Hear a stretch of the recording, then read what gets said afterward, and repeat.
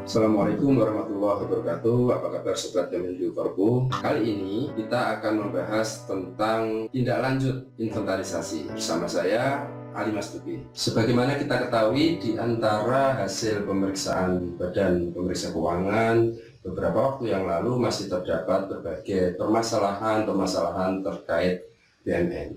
Pasti sahabat semua bertanya-tanya, kenapa permasalahan BUMN selalu ada dan seolah-olah tidak pernah tuntas terselesaikan, padahal kita sudah mengupayakan berbagai cara untuk menata laksanakan barang milik negara ini dengan sebaik-baiknya. Pada banyak satker atau kuasa pengguna barang, para petugas penata laksana barang merasa bahwa selalu saja ada permasalahan terkait BUMN. Benarkah permasalahan BUMN ini sulit untuk diurai? Bagaimana menuntaskan permasalahan BUMN yang ada di satker kita? Apa yang harus kita lakukan dan perhatikan agar proses pengelolaan BUMN kita ke depan semakin membaik? Sahabat semuanya, sebagaimana kita ketahui, inventarisasi adalah kegiatan untuk melakukan pendataan, pencatatan, dan pelaporan hasil pendataan BUMN tersebut. Kegiatan inventarisasi BUMN merupakan salah satu cara implementasi penatausahaan BUMN dengan efektif. Sebagaimana kita pahami bersama bahwa tujuan dari inventarisasi BUMN ini adalah untuk tersedianya data semua BUMN secara baik dalam upaya mewujudkan tertib administrasi dan tertib fisik, kemudian juga mempermudah pelaksanaan pengelolaan BUMN. Maksud dari inventarisasi adalah untuk mengetahui jumlah dan nilai serta kondisi BUMN yang sebenarnya, baik yang berada dalam penguasaan pengguna barang atau kuasa pengguna barang maupun yang berada di dalam penguasaan pengelola barang. Ruang lingkup inventarisasi BUMN meliputi aktivitas-aktivitas pendataan, pencatatan, dan pelaporan. Di level satuan kerja atau kuasa pengguna barang, pelaksanaan kegiatan inventarisasi harus memperhatikan beberapa hal. Pertama adalah dokumen sumbernya, kemudian output dari inventarisasi ini, apa yang harus dihasilkan dari aktivitas inventarisasi ini, dan prosedur-prosedur yang harus kita ikuti, yang harus kita taati di dalam melaksanakan inventarisasi ini. Ini 3 hal pokok yang harus kita perhatikan di dalam melakukan inventarisasi. Dari proses inventarisasi ini diharapkan nanti menghasilkan suatu output berupa beberapa dokumen, yaitu laporan hasil inventarisasi BUMN, surat pernyataan kebenaran hasil pelaksanaan inventarisasi BUMN, penggunaan blanko label sementara dan permanen, kertas kerja inventarisasi, serta daftar barang hasil inventarisasi. Yang terdiri daftar barang hasil inventarisasi ini kelompok baik dan rusak ringan, rusak berat, tidak diketemukan atau hilang, kelompok yang berlebih. Perhatikan bahwa di daftar barang yang sudah terpisah inilah rekan-rekan sekalian nanti tindak lanjut yang diperlukan untuk mengurai permasalahan ketidaksesuaian data misalkan atau permasalahan lain di dalam BUMN harus kita lakukan tindak lanjut yang sesuai. Sebagaimana kita ketahui, di dalam prosedur inventarisasi meliputi tahap persiapan, tahap pelaksanaan, dan tahap laporan. Pada saat kita selesai melaksanakan 3 ini, jangan lupa masih ada satu tahapan lagi yang namanya tindak lanjut. Disinilah rekan-rekan semuanya, seringkali kita melakukan inventarisasi, tim sudah dibentuk, persiapan sudah dilakukan secara memadai, di pelaksanaan sudah kita lakukan dengan baik, kemudian kita juga sudah membuat pelaporan sehingga kita mampu memetakan permasalahan-permasalahan yang ada di satuan kerja kita terkait BUMN. Akan tetapi seringkali kita lupa untuk melakukan tindak lanjut secara memadai dan tuntas. Seringkali tim inventarisasi selesai, kita juga menganggap itu selesai, cukup sampai di pelaporan. Padahal tidak, seharusnya kita follow up dengan tindak lanjut atas inventarisasi ini. Apa yang harus kita lakukan di dalam tindak lanjut inventarisasi ini? Tergantung dari temuan atau kondisi perbedaan atau permasalahan di dalam inventarisasi tadi, kita bisa melakukan pertama misalkan membukukan dan mendaftarkan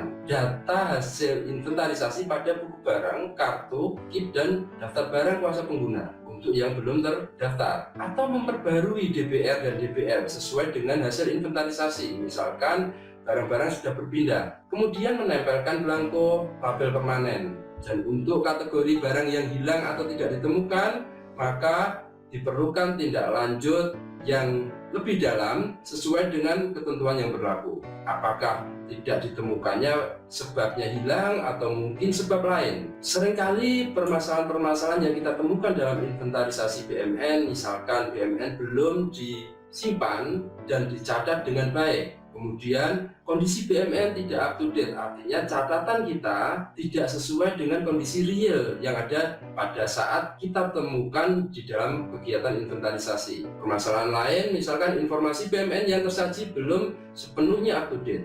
Hal lainnya lagi, misalkan banyak BMN yang tidak ditemukan fisiknya, catatannya ada. Atau mungkin terdapat barang milik negara yang berlebih, catatannya tidak ada. Pada saat kita melakukan inventarisasi, ditemukan ada barang yang kira-kira itu merupakan bagian dari BMN. Kemudian bagaimana kita menyelesaikan permasalahan dalam inventarisasi BMN ini? Rekan-rekan sekalian, terkait temuan-temuan di dalam inventarisasi, ada beberapa langkah, ada beberapa aktivitas yang bisa kita pilih, kita tempuh tergantung temuan atau permasalahan yang kita potret di dalam proses inventarisasi ini. Misalkan kita melakukan transfer keluar dari satker lama dan direkam ke satker baru jika diperlukan langkah seperti ini. Kemudian melakukan perubahan kondisi BMN berdasarkan hasil inventarisasi dengan membuat surat keterangan atau berita acara oleh kuasa pengguna barang. Kemudian kita juga perlu melakukan update data pada aplikasi yang membantu kita dalam penata usahaan barang milik negara ini, baik itu mungkin Siman ataupun aplikasi Sakti. Kemudian jika misalkan untuk BMN-BMN yang keberadaannya sulit diketahui, mungkin ada yang dilakukan peminjaman oleh pegawai tapi tidak ada dokumentasi, kita coba mendata ulang seluruh barang milik negara dan membuat konsep berita acara serah terima atau berita acara peminjaman untuk BMN yang belum ada dokumentasi berita acaranya tadi. Kemudian untuk aset yang tidak diketahui keberadaannya, KPB bisa membuat tim untuk melakukan penelusuran aset. Tim penelusuran aset ini dan hasil penelusuran dari tim ini dilaporkan untuk ditindaklanjuti dengan penghapusan atau mungkin dengan cara lain. Ini beberapa hal yang bisa kita pilih, bisa kita lakukan sebagai tindak lanjut atas temuan-temuan permasalahan di dalam inventarisasi barang milik negara. Sahabat semuanya, di dalam pelaksanaan tindak lanjut inventarisasi atau sensus, kita perhatikan batasan kewenangan kita dan kita berpedoman pada kebijakan tindak lanjut masing-masing pengguna barang. Sebagai contoh, untuk satuan kerja di lingkungan Kementerian Keuangan, kita sudah punya surat edaran dari Menteri Keuangan terkait tindak lanjut atas hasil sensus barang milik negara di Kementerian Keuangan. Sahabat semua yang di Kementerian Keuangan bisa berpedoman pada SE 1/MK.1/SJ.7 tahun 2020 untuk mengurai, untuk melaksanakan tindak lanjut atas hasil sensus yang telah dilakukan di lingkungan Kementerian Keuangan. Demikian pula untuk sahabat-sahabat di luar Kementerian Keuangan bisa merujuk pada kebijakan-kebijakan terkait tindak lanjut ini di masing-masing lingkungan penggunanya. Atau mungkin untuk teman-teman di pemerintah daerah bisa merefer pada kebijakan-kebijakan masing-masing pengguna barangnya. Tindak lanjut yang memadai dan tuntas atas hasil inventarisasi